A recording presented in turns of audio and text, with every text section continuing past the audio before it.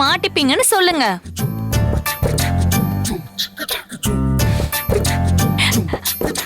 ஏய், இப்ப எதுக்கு நீ சிரிக்கிற? அன்னைக்கு நீங்க தானே என்ன மாயா கிட்ட போட்டு கொடுத்தீங்க, அதுக்கான பலனை நீங்க அனுபவிக்கிறீங்க. மங்கா, அன்னைக்கு அர்ஜுன் ஏதோ தெரியாதனமா அப்படி நடந்துக்கிட்டான். அதுக்காக சாப விடுற மாதிரி பேசுவியா?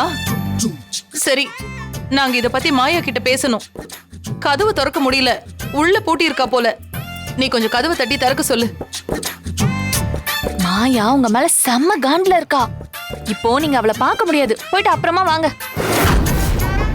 மங்கா, விபரீதம் புரியாம பேசிக்கிட்டு இருக்காத. நாங்க மாயாவை பார்த்தே ஆகணும். கதவை திறக்க சொல்லு. ஆமா, இப்போ உன் கூட மல்லு கட்டல எங்களுக்கு நேரம் இல்ல. சீக்கிரம் கதவை திறக்க சொல்லு. உங்களை பார்த்தாலும் பாவமா தான் இருக்கு. மங்கா, எங்க டென்ஷன் புரியாம பேசாத. சீக்கிரம் போய் கதவை திறக்க சொல்லு. சரி சரி சரி சரி, நான் போய் மாயா கிட்ட கேக்குறேன். போ.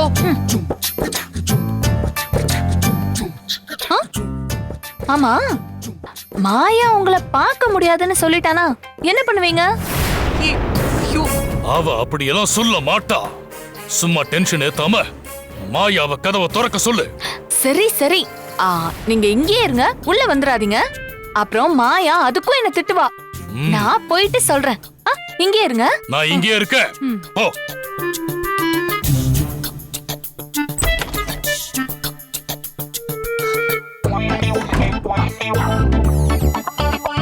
என்னங்க, கதவு திறக்க நாம ட்ரை பண்ணிட்டு இருந்தோம், அப்பெல்லாம் திறக்கல. இப்ப என்னடானா அவ கை வச்சதும் திறந்துருச்சு. மாயாவால உருவாக்கப்பட்டவ, அவளோட சக்தியில பாதியாவது இருக்கும்ல. அதோட மாய சக்தியான அவங்களுக்கும் சாதாரண மனுஷங்களான நமக்கும் வித்தியாசம் இருக்குல்ல. அடுத்தவங்கள நம்பினாலும் நம்பணும், இப்படி நம்மள டார்ச்சர் செய்யறாங்க. ஒரு பக்கம் போலீஸ் அடி தாங்காம அந்த ராஜா உளறிடுவானோன்னு பயமா இருக்கு.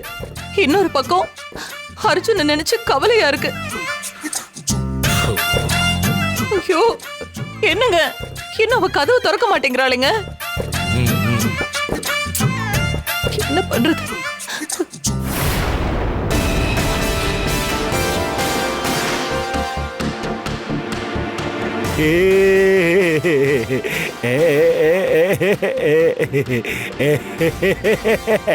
மேடம், உண்மையிலே இவன் மனநலம் பாதிக்கப்பட்டவன் தான் மேடம்.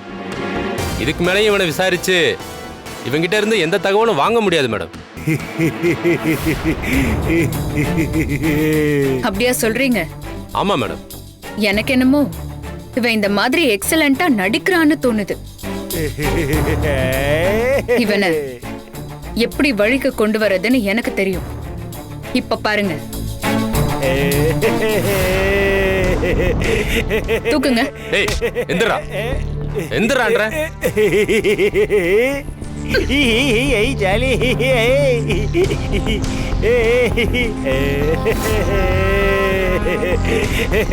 என்னடா என்னையே பார்த்து சிரிச்சிட்டு இருக்க? இப்படி எல்லாம் பண்ணா உன் நடிப்பை நான் நம்பிடுவேன்னு நினைச்சியா? உண்மையை உன் வாயாலேயே நான் சொல்ல வைக்கிறேன்.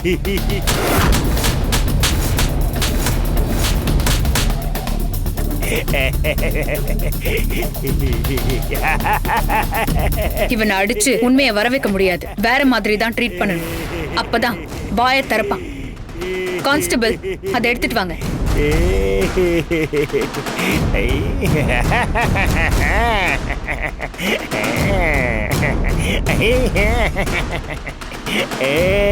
இது என்னன்னு தெரியுமா உனக்கு?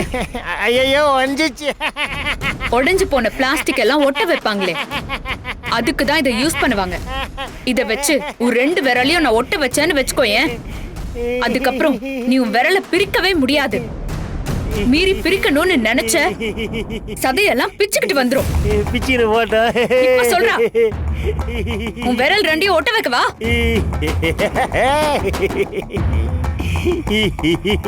கான்ஸ்டபிள், அவன் கையை பிடிங்க. ஏய், கை நீட்டா. கை நீட்டா. கை நீட்டு. என்னடா, என்ன வெறுப்பேத்துறியா? இப்ப நீ வாய் திறந்து பேசல, அதுக்கப்புறம் உன் உள்ளங்கையில ஊத்தி உன் 2 கையும் ஒட்ட வச்சிருவேன். அதுக்கப்புறம் நீ எப்பவும் சாமி கும்பிடுற மாதிரியே கையை இப்படியே தான் வச்சிட்டு இருக்கணும். அதுக்கப்புறம் உன் கைய பிரிக்கணும்னா ஆபரேஷன் பண்ணி தாண்டா பிரிக்கணும். காயம் ஆறுற வரைக்கும் டேய், நில்றா. ஒரு வாய் சோறு கூட உன்னால அள்ளி சாப்பிட முடியாது. என்ன 2 கையும் ஒட்டட்டுமா?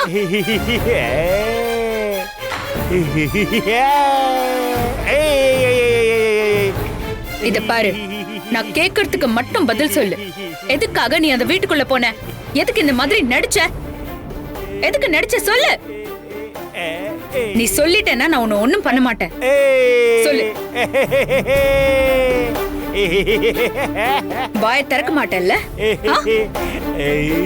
Constable, madam. அவன் கையை பிடிங்க. சரிங்க மேடம். ஏய், கை நீட்டுடா. கை நீட்டு.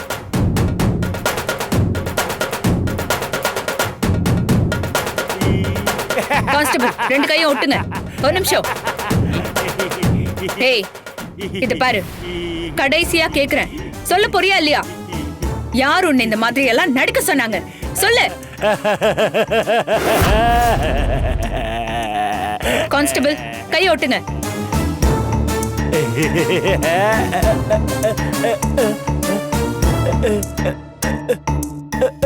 வேணாம் மேடம், மேடம் மேடம் வேணாம் மேடம், எல்லா உண்மையும் சொல்லிடுறேன் மேடம். என்ன எதுவும் பண்ணிடாதீங்க மேடம், எல்லாத்தையும் சொல்லிடுறேன் மேடம். அப்படி வா வழிக்கு. யார் உன்னை இப்படி எல்லாம் நடிக்க சொன்னது? அர்ஜுன் தான் மேடம். அர்ஜுன் தான் மேடம் நடிக்க சொன்னார் என்ன.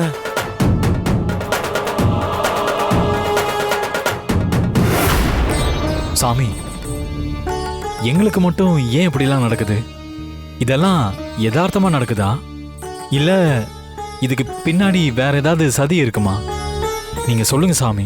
இந்த பிரபஞ்சத்துல ஒரு இலை துளிர்ந்தாலும் சரி, அந்த இலை உதிர்ந்தாலும் சரி, அது தானா நடக்கலைன்னு நான் நம்புறவன். இங்க பூஜை ஆரம்பிச்சதுல இருந்து கருவண்டுக படையெடுத்து வந்தது. அடுத்த பூஜைக்கான சுமங்கலி பெண் வழிமாறி போனது. மனநலம் பாதிக்கப்பட்டவர் வந்து கலாட்டா பண்ணது. எத்தனை தடைகள்! ஆனா இந்த தடையெல்லாம் யதார்த்தமா நடந்த மாதிரி தெரியல. கெட்டதுலையும் ஒரு நல்லதுன்னு சொல்ற மாதிரி அத்தனை இடைஞ்சலையும் தாண்டி பூஜையை நல்லபடியா முடிச்சிருக்கோம். அது ஒண்ணுதான் ஆறுதல். இவ்வளவுக்கும் துர்காவுக்கு சாபம் கொடுத்த முனிவர் தான் காரணமா இல்ல நம்ம எதுவும் பூஜையில தப்பு பண்ணிட்டோமா? காரணத்தை என்னால யூகிக்க முடியல அசோக். இங்க நடக்கிற எல்லாமும் அந்த அம்மனுக்கு தான் வெளிச்சம்.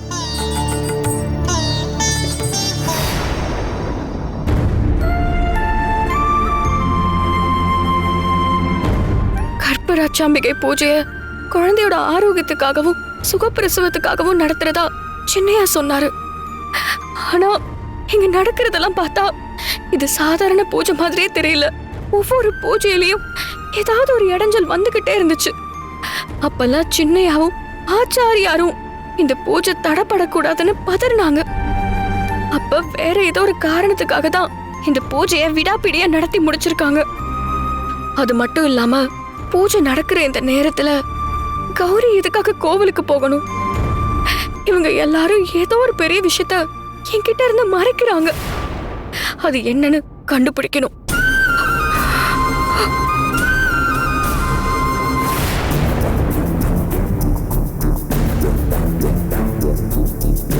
ஐயோ, இப்படியே எவ்வளவு நேரங்க வெயிட் பண்றது? இதுக்கு மேல எல்லாம் பொறுமையா காத்துக்கிட்டு இருக்க முடியாது. வாங்க உள்ள போலாம். அவசரப்படாத. மங்கா உள்ள போயிருக்கால, அவ பேசிட்டு வரட்டும். ஐயோ, அந்த போலீஸ் நந்தினி ரவுடி ராஜாவை கூட்டிட்டு போய் ரொம்ப நேரம் ஆச்சு. அவ விசாரணையில அவன் ஏதாவது உளறி தொலைச்சிருவானோன்னு எனக்கு பயமா இருக்கு.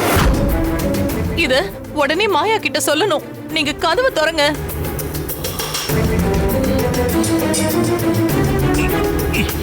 ஐயோ, லாக் பண்ணிட்டு போயிட்டா. அந்த மங்கா வேணும் நீதாங்க இப்படி எல்லாம் பண்றா. போச்சு, மொத்தமும் போச்சு. போலீஸ் கிட்ட நாம மாட்டதான் போறோம். அகிலா, அப்படிலாம் நடக்காது. அமைதியாரு. பயமா இருக்கு. நம்ம கதை அவ்வளவுதான். மாயா உங்களை வர சொல்றா. ஆ, வா வா. போங்க. சொல்ல இவ்வளவு நேரம்.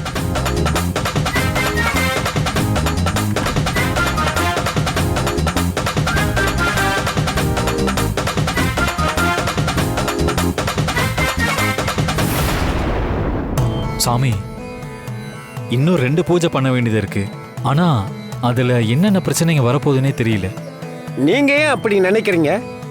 எது நடந்தாலும் சரி, அம்மன் மேல பாரத்தை போட்டுட்டு நாம செய்ய வேண்டிய கடமையை செய்வோம்.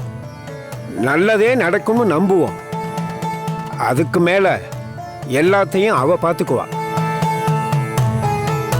ஆமா அசோக், அடுத்த பூஜையை யார் பண்ண போறாங்க? அவங்க பேரு வந்து அபிதா குஜலாம்பாள்.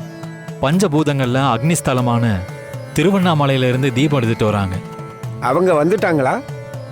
அவங்க போன பூஜை நடக்கும்போதே வந்துட்டாங்க. ஹோட்டல் ரூம்ல தங்கியிருக்காங்க. நீங்க சொன்னதும் கிளம்பி வந்துடுவாங்க. சரி, வர சொல்லுங்க, பூஜையை ஆரம்பிச்சிடலாம். சரிங்க சாமி.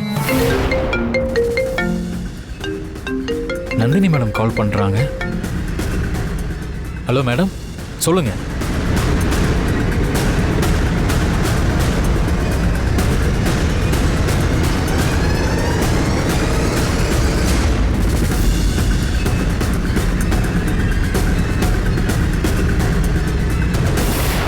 மாயா, எப்படியாவது என் பையனை காப்பாத்தி கொடு மாயா. எங்களுக்கு இருக்கிறது ஒரே ஒரு புள்ள. அவன் தான் எங்க உலகமே. தயவு செஞ்சு அவனை கைவிட்டுறாத. நாங்க ஒன்னதான் நம்பி இருக்கோம். ஏதாவது மந்திரம் கிந்திரம் சொல்லி போலீஸ் முன்னாடி அந்த ராஜா வாயை திறக்க முடியாதபடி பண்ணிடு. பயப்படாதீங்க, நான் இருக்கேன்ல. அப்புறம் ஏன் புலம்புறீங்க? ஆமா, அர்ஜுன் எங்க? எதுக்கும் சேஃப்டியா இருக்கட்டுமேன்னு நான் தான் அவனை நம்ம பண்ண வீட்டுல தங்க சொல்லியிருக்கேன். அதுவும் நல்லதுதான்.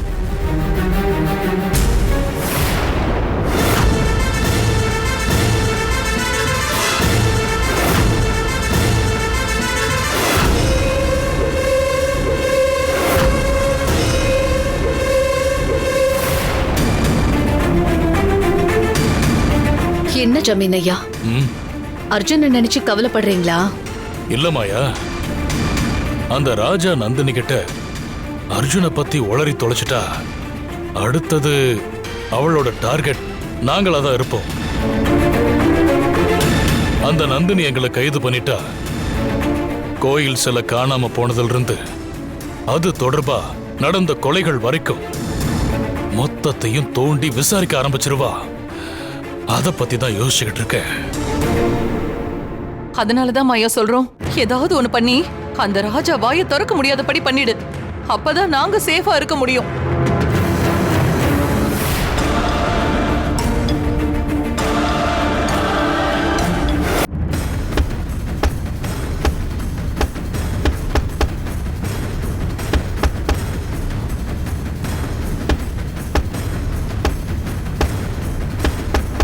யாரு? இப்ப எதுக்காக பயப்படுறீங்க? போய் கதவை திறங்க.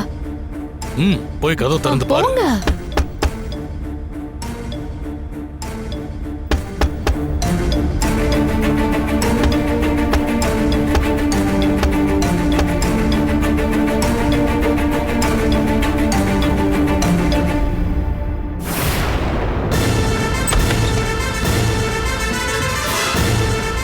அசோக்,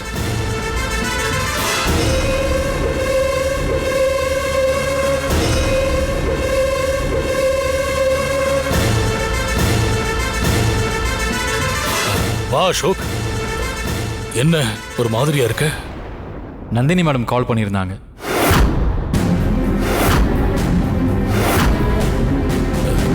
என்ன சொன்னாங்கப்பா? அந்த ஆளு ஏதாவது சொன்னானா? ஆமா,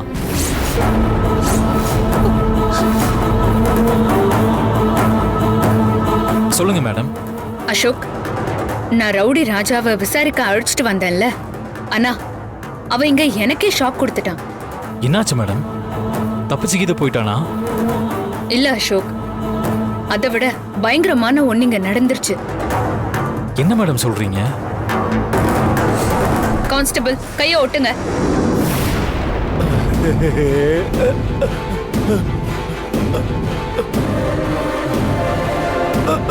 வேணாம் மேடம், மேடம் வேணாம் மேடம், மேடம் எல்லா உண்மையும் சொல்லிடுறேன் மேடம். மேடம் என்ன எதுவும் பண்ணிடாதீங்க மேடம், எல்லாத்தையும் சொல்லிடுறேன் மேடம். அப்படி வா வழிக்கு. யார் உன்னை இப்படி எல்லாம் நடிக்க சொன்னது? அர்ஜுன் தான் மேடம். அர்ஜுன் தான் மேடம் நடிக்க சொன்னார் என்ன.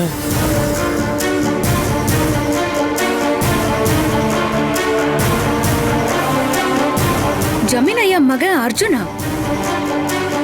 உன்னை அவன் தான் இந்த மாதிரி எல்லாம் நடிக்க சொன்னானா?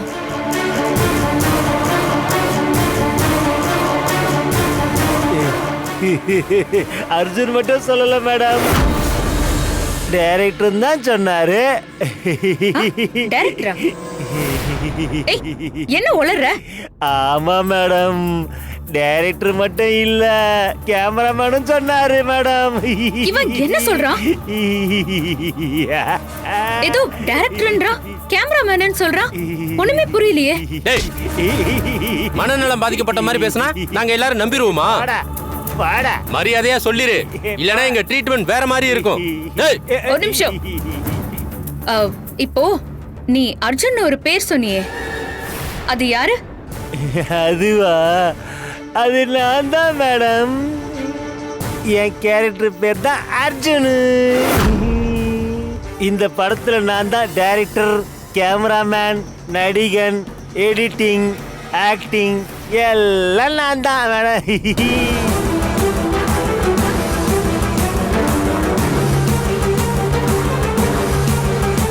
என்னடா என்கிட்டயும் வேலையை காட்டுறியா? பக்குவமா கேட்டா நீ பதில் சொல்ல மாட்ட. கான்ஸ்டபிள் மேடம், அவன் கையை நீட்டுங்க. கை நீட்டுடா, கை நீட்டுடா, நீட்டு, கை நீட்டு, நீட்டுடா.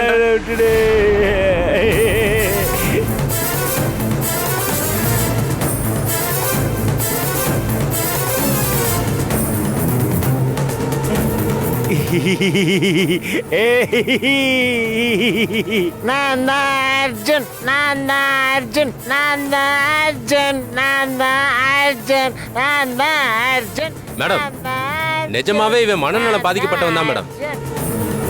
என் பேர் தான் அர்ஜுன். என் படம் சூப்பர் ஹிட். ஃபர்ஸ்ட் ஷோ சும்மா பிச்சுக்கும். சூப்பர் ஹீரோ நான் தான். அடுத்த டார்கெட் பாலிவுட் இல்ல, அடுத்தது ஹாலிவுட். என் படத்தோட கலெக்ஷன் சும்மா பிச்சுக்கலாம். தியேட்டர்ல ஹவுஸ்ஃபுல்.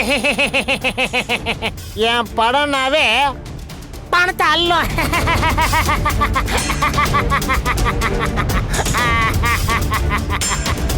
என்ன சொல்றான் இவன்?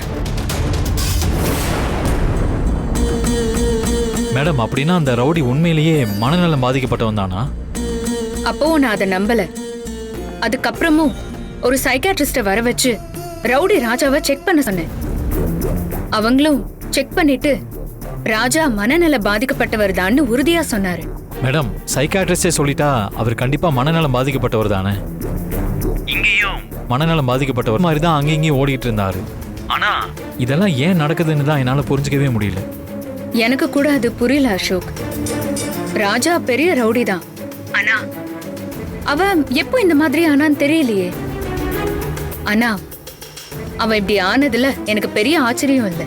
எதனால அப்படி சொல்றீங்க? ராஜா மேல கொலை கேஸ், ஆள் கடத்தல் கேஸ்னு நிறைய பதிவா இருக்கு. அவனால பாதிக்கப்பட்டவங்க நிறைய பேரு. ஒருவேளை அவன் செஞ்ச பாவத்துக்கு தான் சாமி இந்த தண்டனையை கொடுத்துட்டாரோன்னு தோணுது.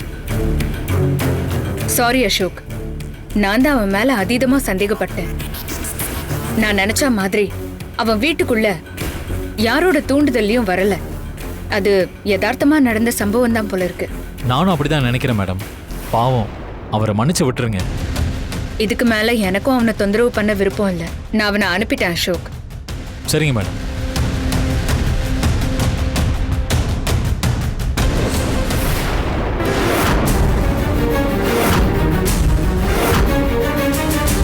ஆனா எனக்கு மனசுக்கு ரொம்ப கஷ்டமா இருக்கு பெரியப்பா. ஒவ்வொரு பூஜையிலையும் ஏதாவது ஒரு பிரச்சனை வந்துகிட்டே இருக்கு. மீதி இருக்கிற 2 பூஜையாவது நல்லபடியா நடத்தி முடிக்கணும். அசோக், மனசை விட்டுறாதப்பா. நல்லது செய்யறப்போ இந்த மாதிரி தடங்கள் எல்லாம் வரதான் செய்யும். அப்ப நாம தான் பொறுமையா இருந்து அது எல்லாத்தையும் கடந்து போகணும். நீ வேணா பாரு, மீதி இருக்கிற 2 பூஜையையும் நீ சிறப்பா நடத்தி முடிக்க தான் போற. தேங்க்ஸ் பெரியமா. நீங்களும் பெரியப்பாவும் இருக்கிற தைரியத்தில் தான் நான் ஓடிட்டு இருக்கேன். கனகதுர்கா மேல பாரத்தை போட்டு அடுத்த பூஜை ஆரம்பிக்க போறேன். நீங்களும் வந்துருங்க. ம்? சரிப்பா. நீ போய் பூஜை ஆரம்பி, நாங்க இப்ப வந்துடுறோம். சரிங்க பெரியப்பா. வாங்க பெரியமா. போ. அப்பாடா, எப்படியோ அந்த ராஜா பித்து பிடிச்ச மாதிரி நடிச்சு நந்தினியவே ஏமாத்திட்டான். அவன் பெரிய கெட்டிக்காரன் தாங்க. இப்பதாங்க போன உசிரே திரும்ப வந்த மாதிரி இருக்கு. எப்படியோ போலீஸ் கிட்ட இருந்து நாம தப்பிச்சிட்டோம். மாயா, எனக்கு ஒரு சந்தேகம். என்ன? நந்தினி ஒன்னும் சாதாரண போலீஸ்காரி கிடையாது. கிரிமினலுக்கும் கிரிமினல் அவ.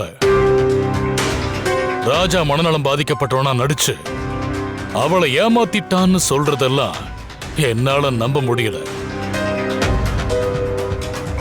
நந்தினிய மட்டுமில்ல, அவனை செக் பண்ண வந்த சைக்கியாட்ரிஸ்டையுமே அவன் எப்படி ஏமாத்திருக்க முடியும்? என்னமோ தப்பா இருக்கு. என்னங்க, அவன் போலீஸ் கிட்ட மாட்டிக்கிட்டோங்கிற பயத்துல நிஜமாவே அவனுக்கு பித்து பிடிச்சிருச்சோன்னு தான் தோணுது. இல்ல கிலா, அப்படி இருக்க வாய்ப்பே இல்ல. மாயா, இத பத்தி நீ என்ன நினைக்கிற?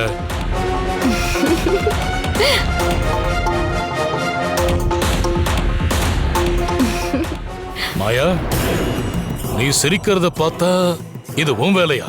ஆமா ஜமீனையா, நான் தான் அவனுக்கு மனநலம் பாதிக்கப்பட வச்சேன்.